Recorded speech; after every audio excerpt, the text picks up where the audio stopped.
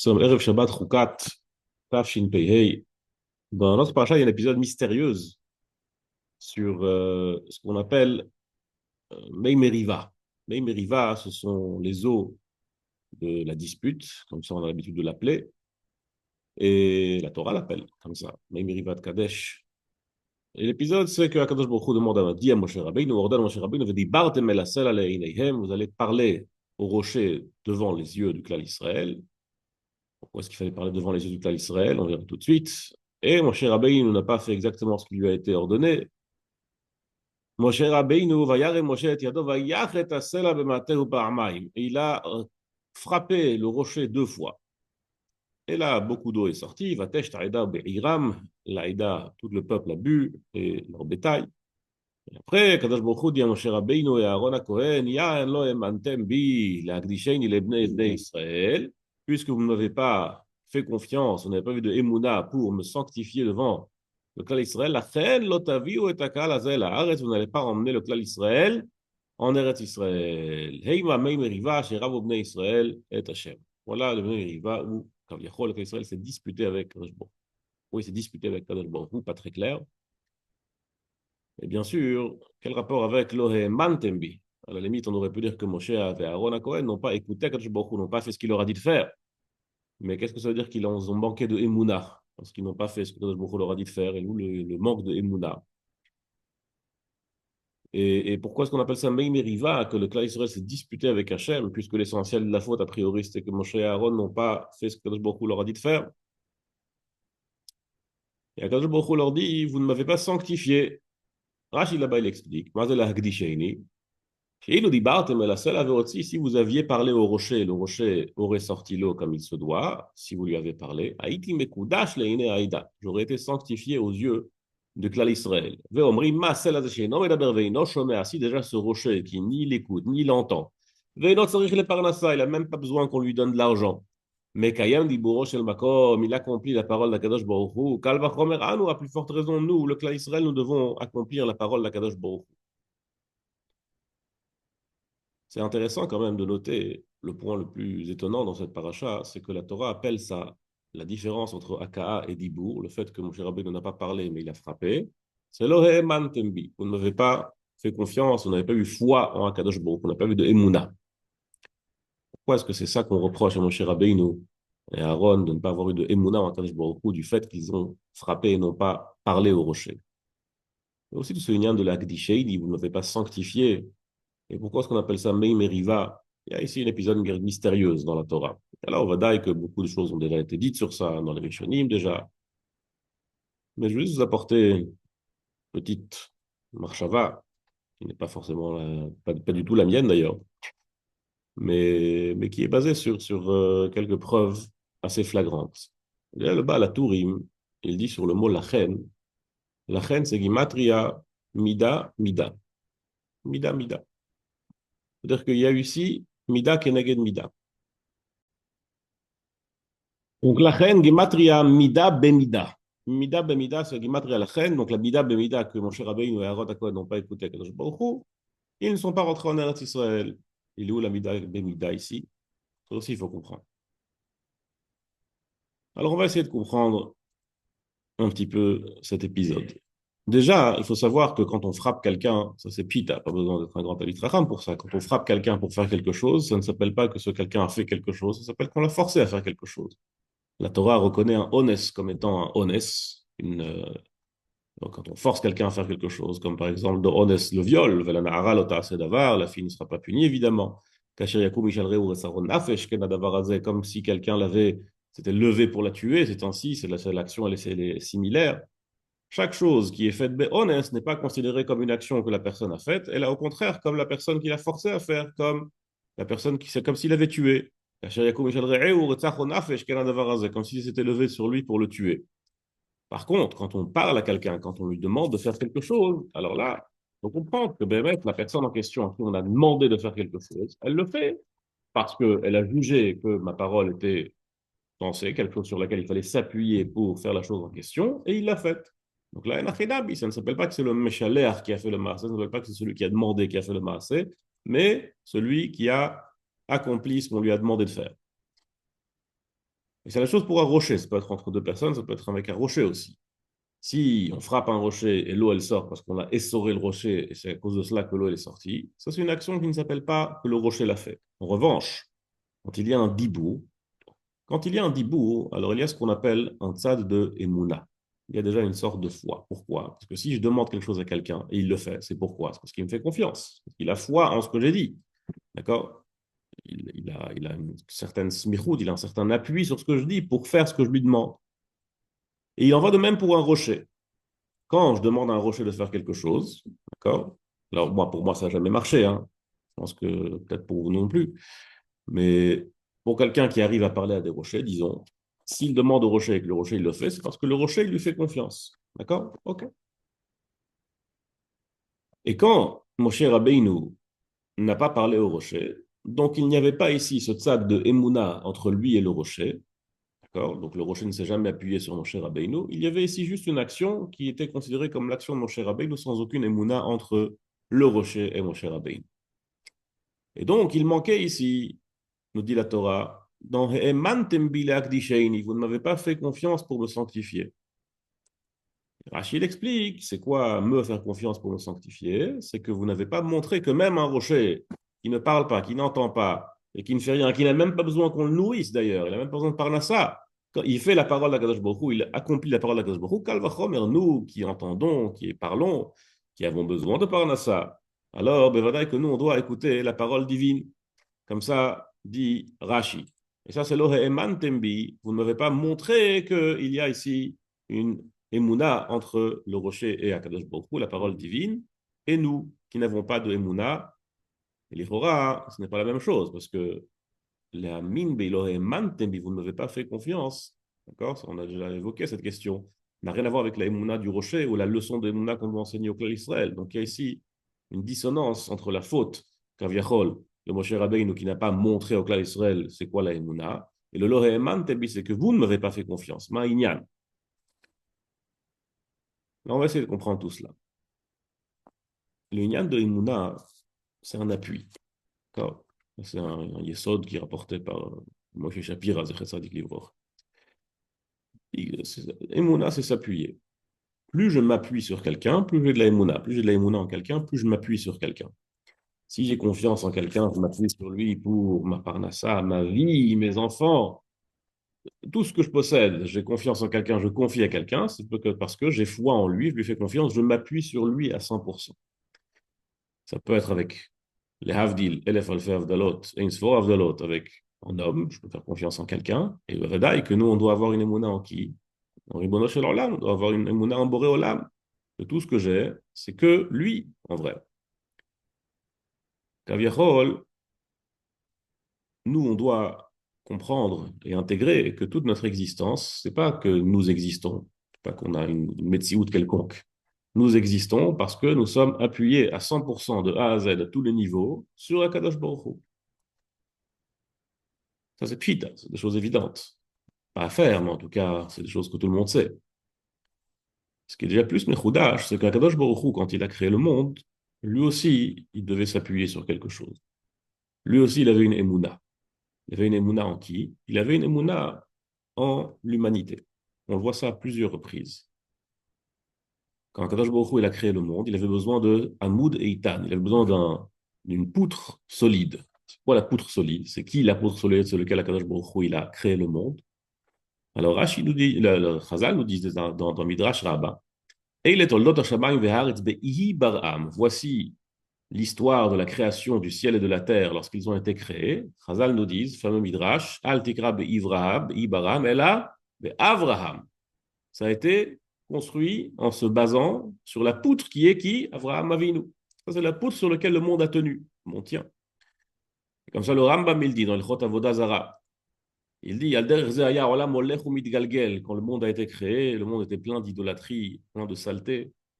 Et comme ça, le monde il vivotait plus ou moins, jusqu'à que soit né, jusqu'à ce que naquit la poutre sur laquelle tient le monde. Vehu, Avraham Avinu. Ça dit le Rambam. La poutre du monde, c'est Avraham Avinu. Gemara dans Chagiga Daf Yud Bet, elle est Dana sur combien de poutres le monde il tient, sur combien de Hamudim. Alors, Gemara là-bas, elle est Dana. Nous, on sait que Matzata et Levavon Ne'eman lefanecha. Tu as trouvé son cœur qui est Ne'eman, sur lequel on peut s'appuyer. Et au final, la Gemara dans Sechet Chagiga Daf Yud Bet, elle dit que tout le monde tient sur une seule poutre. C'est qui? C'est le tzaddik. Ve tzaddik yesod olam. Comme ça dit le pasuk dans Mishlei. Tzaddik yesod olam, le tzaddik, il est la base, il est la fondation du monde entier. C'est pour ça qu'Abraham Avinu, il s'appelle dans Chazal Eitan. Eitan signifie solide. Ve'eitanim mosdei aretz, quand c'est écrit dans Micha, que les solides sont les fondations de la terre. Et ça, c'est Abraham Avinu qui est la fondation du monde, qui est ceux sur qui le monde est complètement appuyé. D'ailleurs, c'est en ivrite, dans Shana Kodesh, il y a des choses et leurs contraires qui sont avec les mêmes lettres. Par exemple, il y a Eta, Eitan. Les mêmes lettres de Eitan, c'est Tnaï, une condition. Parce que Eitan, c'est solide sans condition. Tnaï, c'est que c'est bancal. Peut-être que oui, peut-être que non, ça dépend. Il y a une condition. Et à chaque fois dans les psukim, quand on voit quelque chose sur lequel on s'appuie, c'est Eitan, c'est quelque chose de solide. Comme par exemple, c'est écrit Ne'eman, pardon. Donc, quelque chose sur lequel on s'appuie, ça s'appelle Ne'eman. Comme par exemple le psuk dans Ishaïa, qui dit Utka'ati yated memakom Ne'eman. Et je planterai un pic dans un lieu solide, dans un lieu sur lequel je pourrais m'appuyer. Ça, c'est la Ne'emanout. Et ça, c'est la Ne'emanout, la Emouna qu'Akadosh Baruch Hu a eu dans le monde, sur le Hamoudot Shel Olam, qui est tzaddik. יסוד עולם, כי אברהם אבינו, עמודו של עולם, אלה תולדות השמיים והארץ, ואי ברם, אל תקרא באי ברם, אלא באברהם, qui est עמודו של עולם. Quand nous, on a une émouna qui est censée être une émouna shleima, sur laquelle évidemment on travaille, ou en tout cas on doit travailler, alors on doit avoir une émouna non seulement shleima, que Behemet HaKadosh Baruch Hu, il gère le monde à 100%, et que moi je suis appuyé sur lui à 100%, ça c'est l'émouna shleima, mais il faut avoir une émouna shleima aussi que n'importe quel aspect de ma vie n'a pas d'existence en soi. C'est difficile pour nous. On a l'impression qu'on fait des choses, qu'on existe, qu'on vit, qu'on a des interactions, qu'on réussit à faire toutes sortes de choses, ou qu'on échoue à faire toutes sortes de choses. Et en vérité, la Emouna Shleima qu'on doit avoir, c'est Shleima dans sa Emouna, et Shleima dans tous les aspects de la vie qu'on doit avoir, une vraie Emouna, que tout ça, c'est uniquement Akadosh Baruch Hu, et qu'on est complètement à 100%, et même plus que cela, appuyé sur Akadosh Baruch Hu. Hazal nous dit dans le Sifri, sur le pasuk dans Azinu, Keil Emuna ve'en avel tzadik ve'yasharu. C'est quoi Keil Emuna? Nous dit Hazal dans Sifri, Shehe'emin ba'olam u berao. Il a eu confiance, il a eu Emuna dans le monde et il l'a créé. Il a eu plaot. He'emin ba'olam u berao. Il a eu Emuna dans le monde. Ça veut dire avoir Emuna dans le monde. Alors encore avoir Emuna en Abraham Avinu, c'est une chose, on comprend. Beaucoup il avait créé le monde pour qu'on croie en lui, qu'on ait confiance en lui. Et la personne qui avait confiance en lui, sur laquelle on pouvait baser le monde, c'était Abraham Avinu. Mais qu'est-ce que cela veut dire que Emin Ba'olam, qui a eu confiance, qu'il a eu foi dans le monde? Alors, Behemet, le Pshat Pashut de Emouna dans le monde, ça signifie que tous les aspects de la création, en vérité, il y a une amkout dans cela, il y a un pasuk dans Tehillim déjà, qui a Shad Var Hashem, Chol Ma'aseu Be'emuna. Parce que la parole d'Hachem est droite et toutes ses actions sont avec Emouna. Toutes ses actions sont avec foi. Alors, qu'est-ce que ça veut dire que toutes ces actions sont avec foi? Quand il y a écrit dans Melachet HaMishkan, Melachet Bet HaMikdash, dans Melachim par exemple, qui Be'emuna Eimosim, toutes leurs actions sont faites avec Emouna. Alors nous, on comprend ce pasouk, c'est vrai, c'est ça le pshat du pasouk, que les gens faisaient leurs actions avec foi, on pouvait avoir foi en eux, on pouvait leur faire confiance. Jamais personne n'a pris quoi que ce soit, ni de l'or, ni de l'argent, ni quoi que ce soit qui traînait dans le Melechet Beit HaMikdash, et tout est resté là-bas, personne n'a volé quoi que ce soit, on pouvait leur faire confiance les yeux fermés. Mais quand Akadosh Baruch Hu, il fait quelque chose, et qu'on dit Kol Ma'aseh ou Emuna dans Teilim, qu'est-ce que ça veut dire Kol Ma'aseh ou Emuna? Il faut savoir que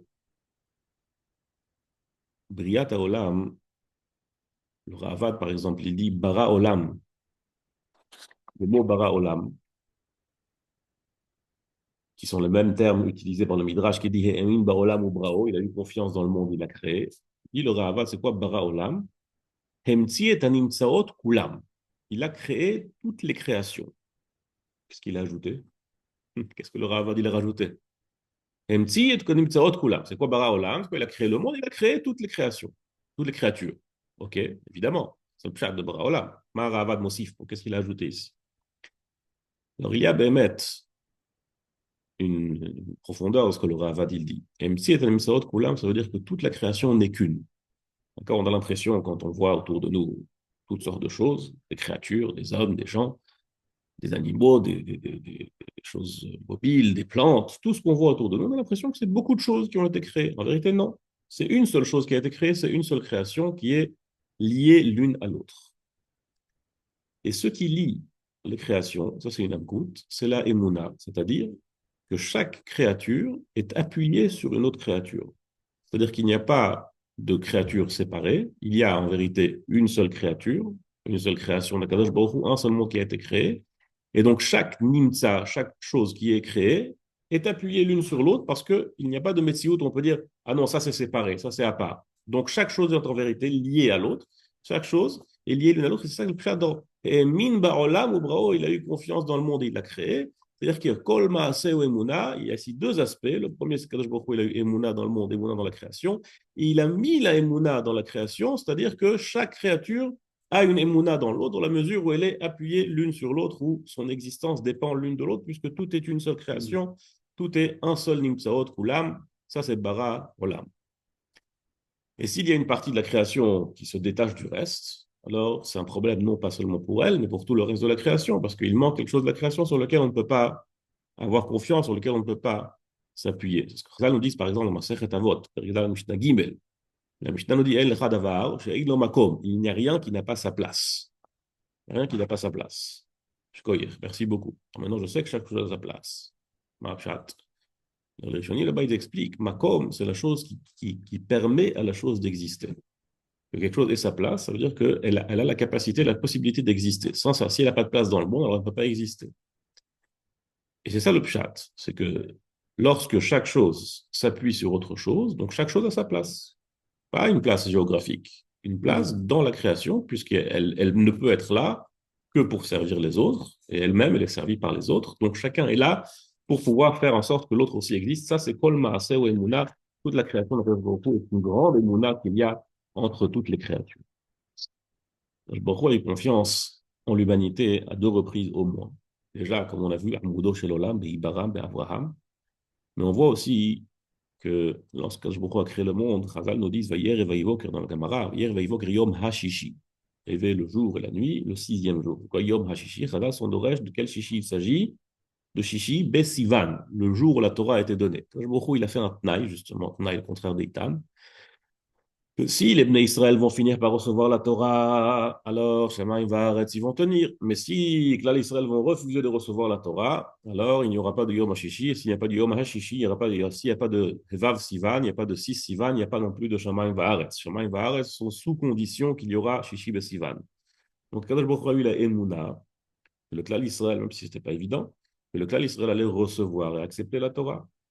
Un autre exemple, nous on dit tous les jours dans la tfila, Tov Yatzar Kavod Lishmo. Il a créé le bien et le kavod en son nom. Tov Yatzar Kavod Lishmo, il a créé le kavod pour son nom. Qu'est-ce que cela veut dire? Là, nous disent que lorsque Kadosh Baruch Hu a créé le monde, alors il a créé un besoin. Le besoin, c'était qu'on lui donne du kavod. C'était le besoin que Kadosh Baruch Hu il a créé. S'il n'y avait pas de ce besoin créé de kavod pour Kadosh Baruch Hu, le monde n'aurait pas pu être créé, parce que le monde a été créé pour lui donner du kavod.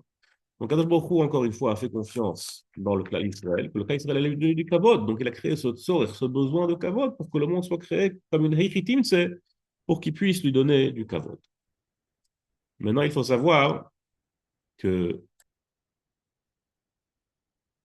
dans sa définition, la emuna, c'est quelque chose de bilatéral. Comme on a expliqué, Kol Maaseh ou Be'emuna, Kadosh Baruch Hu a créé le monde. Donc, il y a ici une emuna bilatérale entre toutes les créatures, mais il y a aussi une emuna bilatérale entre le clan Israël et Akadosh Baruch Hu. Et ça, c'est pchita comme on retrouve dans Avraham Avinu, parce que dans Nehemia, qu'on dit tous les jours, Matzat et levavo, ne'eman lefanecha. Tu as trouvé son cœur, ne'eman, sur lequel toi, Kadosh Baruch Hu, tu as pu t'appuyer pour créer le monde. Be'ibaram, al tikre be'ibaram, el Avraham. Kaviachol, Kadosh Baruch Hu s'est appuyé sur Avraham Avinu, amudo shel olam, tzadik yesod olam. Mais aussi, Avraham Avinu, c'était le ma'amin par excellence. Ve'emin ba'Hashem, va'yachsheve alot tzedaka. Le plus Neeman est aussi forcément le plus Ma'amin. Parce que dans Shirachirim nous dit Teshuri Merosh Amana. Hazal, dans Shirachirim Rabba nous disent c'est quoi Teshuri Merosh Amana? Kadosh Baruch Hu a visionné depuis le début, la Emouna, Allah nous dit, c'est sur Abraham Avinu qui est Rosh les Ma'aminim, le premier à être Ma'amin. Il est en tête de tous les Ma'aminim. Et forcément, tout celui qui pense qu'il a une existence qui est légitime par rapport à son existence, c'est-à-dire qu'il a une existence indépendante, forcément ici, il a un problème de Emouna sur qui Akadosh Baruch Hu ne peut pas s'appuyer. C'est-à-dire qu'on peut s'appuyer sur nous que si Bémed on a une vraie Emouna, que nous on s'appuie à 100% sur Akadosh Baruch Hu. Ou minakla al la prat. Ça, c'est un lien klali sur la définition de Emouna basé sur Torah de Moshe Shapira.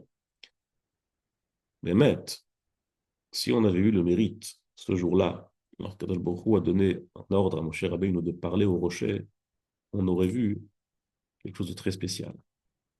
On aurait vu que la parole d'Akadosh Baruch Hu, qui est parole de Emet, fait en sorte que toutes les créations écoutent cette parole en l'appliquant et en faisant ce qu'on lui dit immédiatement.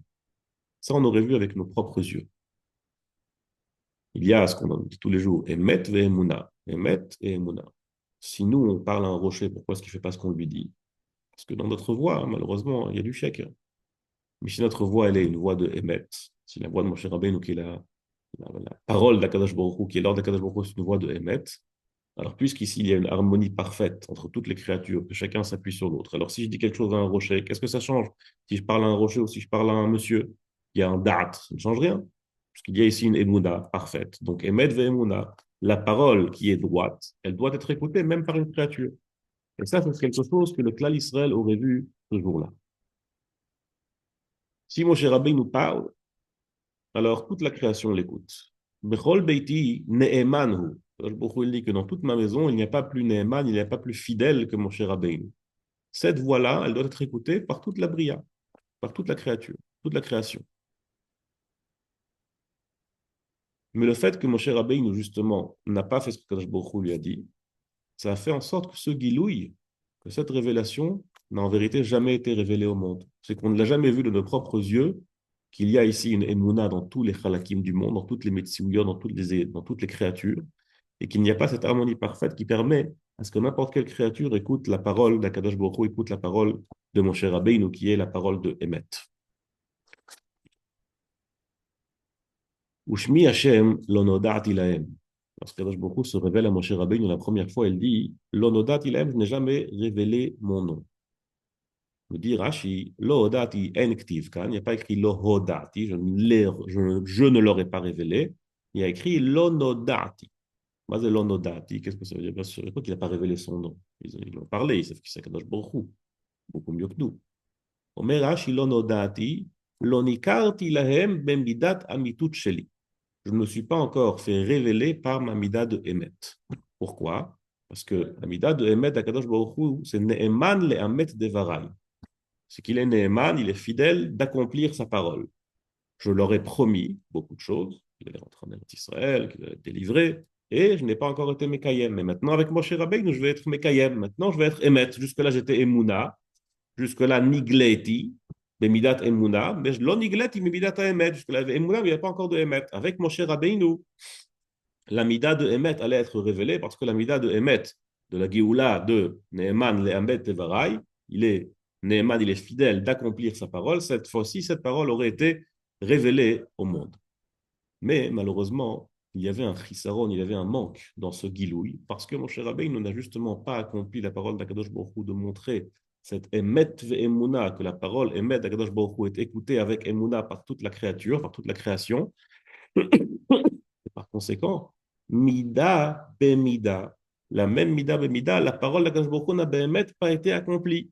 Et Moshe Rabbeinu n'est pas rentré en Eretz Israël. Aftacha, Kadosh Baruch Hu a promis à Moshe, à Aaron de rentrer en Eretz Israël. Elle aussi n'a pas été accomplie. Mida Bemida, lo emantebi. Vous avez fait manquer cette bilatérité qu'il y a entre, si ce mot se dit, en tout cas, cette émouna bilatérale qu'il y a entre le clan Israël et Kadosh Baruch Hu, manquait dans le fait que Moshe Rabbeinu n'a pas accompli la parole d'Akadosh Baruch Hu, cette émouna, ce Emet ve émouna, aurait dû être révélé dans cet événement de Dibour de Mei Meriva.